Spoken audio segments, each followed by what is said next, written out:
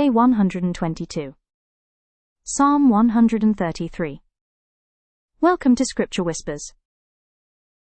Have you ever been in a place where everything just flows? Where people understand each other, support each other, and there's peace, not forced, not fake, but real? That's the picture painted in Psalm chapter 133. It's only 3 verses long, but it carries depth that many people overlook, and those depths are what I refer to as the whispers from the Scripture. To begin with, listen to this verse. It is like the precious oil upon the head, running down on the beard of Aaron. It isn't just poetic language. That precious oil was expensive, sacred, and carefully prepared. It wasn't something used every day. The whisper is deeper. Unity is not cheap. It requires intentional investment. We often expect unity to just happen. We say things like, why can't everyone just get along? Why is there always tension in this team? But Psalm 133 reminds us, unity is like sacred oil. It must be prepared, protected, and poured deliberately.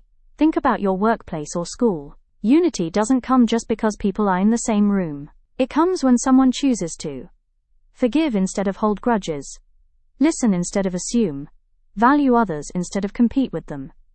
Even in families, unity is not automatic. It costs patience when you're tired. It costs humility when you feel right. It costs restraint when you want to react. That oil in the Scripture didn't just sit in a container, it was poured out. That means unity requires action. So here's a reflective question. What are you willing to pour out to create unity in your environment? Because without that sacrifice, unity remains an idea, not a reality. Another whisper worth mentioning is that unity creates silent but powerful influence. In verse 3, we read, "It is like the dew of Hermon, descending upon the mountains of Zion." Dew is quiet. It doesn't make noise, you don't hear it falling. But by morning, everything is refreshed. True unity influences environments quietly but powerfully. We live in a loud world. Social media, arguments, opinions, noise everywhere.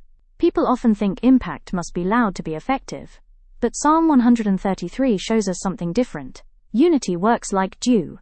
It refreshes relationships. It softens hard hearts. It restores dry environments. And it does this without shouting. Don't get tired of me using this example, because I am in education. But think about a school where the staff truly supports one another. You may not see dramatic announcements, but teachers feel encouraged. Students feel safer. Learning improves naturally. Or a business team where there's real unity, you often experience less conflict, more productivity, better creativity.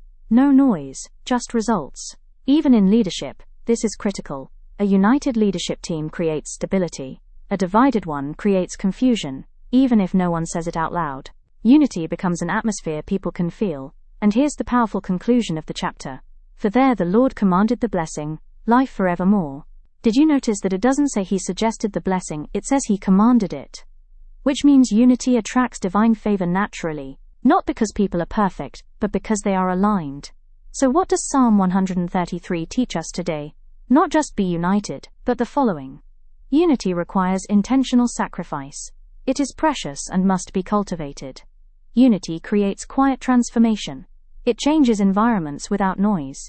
As you go through your day, ask yourself, am I contributing to unity, or silently breaking it?